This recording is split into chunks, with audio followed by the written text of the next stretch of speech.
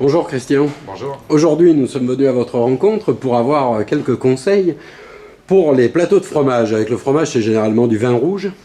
Oui, la tradition à la vie dure, mais avec les fromages, en fait, on est un peu ouvert sur le monde et sur plein de choses, en fait. Donc oui, effectivement, les vins rouges, en sachant que c'est pas sincèrement l'accord idéal, c'est l'accord classique, en fait, que l'on fait suivre derrière le plat où nous avons déjà bu des vins rouges. Souvent, on continue, en fait, sur les vins rouges, mais les meilleurs accords ne se trouvent pas là. Alors toutefois, si effectivement on a envie de choisir des rouges, bah, écoutez, préférez des rouges quand même assez généreux, avec de l'élégance, des tanins pas forcément trop puissants, évitez les vins trop tanniques quand même, privilégiez plutôt la rondeur et le côté un petit peu soyeux des tanins. Alors moi je vous ai choisi dans les Provences une belle cuvée Charlotte 2009. Justement l'intérêt c'est d'avoir un peu des tanins qui sont un peu patinés quand même.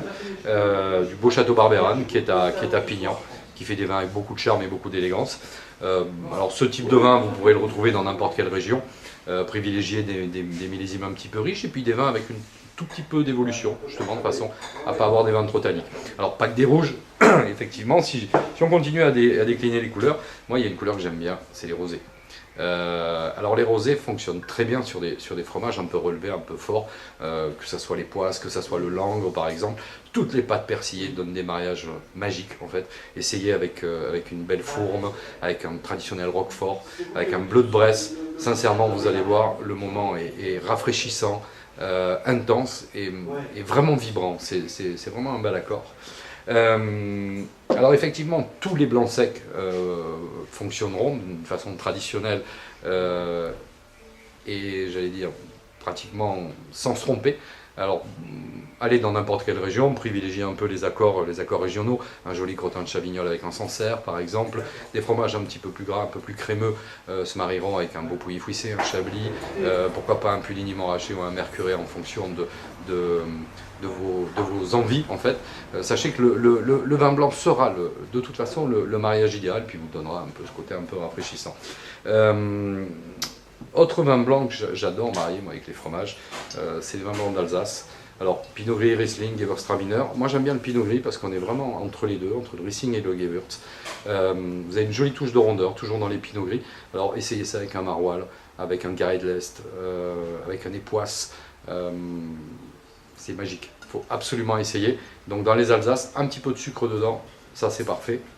Dans l'univers des sucres, qui se marie traditionnellement très bien avec les moelleux, bah, essayez de faire un peu original, hein, pas forcément le Sauternes et le Roquefort qui finalement est un accord classique, mais cherchez dans la Loire, vous avez des choses magiques comme les coteaux de l'Aubance par exemple, les coteaux du Layon, les quarts de Chaume, qui vous donneront des vins absolument somptueux avec de la douceur et de l'élégance, un bon rapport qualité-prix, puis surtout une découverte et une petite touche de fraîcheur justement pour suivre. Alors l'intérêt aussi avec les vins avec un peu de sucre dedans, c'est que ça marche sur le fromage, mais ça marche aussi, vous pouvez les continuer sur le dessert. Donc j'allais dire double emploi, et puis ça c'est vraiment que du plaisir. Un accord que j'aime particulièrement, si vous avez décidé de choisir un brie de Meaux, un brie de Melun, un beau camembert, ces fromages justement à croûte fleurie, le roi des vins, le champagne. C'est à ce moment-là qu'il faut sortir vraiment vos grandes cuvées. Alors là, moi j'ai un de mes champagnes coup de cœur, hein, c'est la cuvée Grande Année de chez Bollinger 2004. Grand champagne par excellence. Pour ceux qui connaissent les Dom Pérignon, les Cristal Roderer, pour moi c'est largement meilleur, avec un meilleur rapport qualité-prix.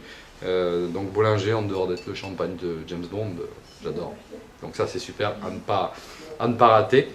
Et pour terminer, justement, pour doubler un peu les fromages et les desserts, les Porto. On a de plus en plus chez nos bons cavistes des choix de Porto super intéressants. Alors dans les Tony 10 ans, 20 ans, les Colheita, les Vintage, vous avez un choix incroyable. Alors ça marche bien avec les pâtes persillées, ça marche vraiment bien. Choisissez un beau Stilton ou un beau Roquefort, légèrement crémeux, ça c'est génial. Si vous avez du chocolat après en dessert, vous finissez et ça c'est le bonheur absolu.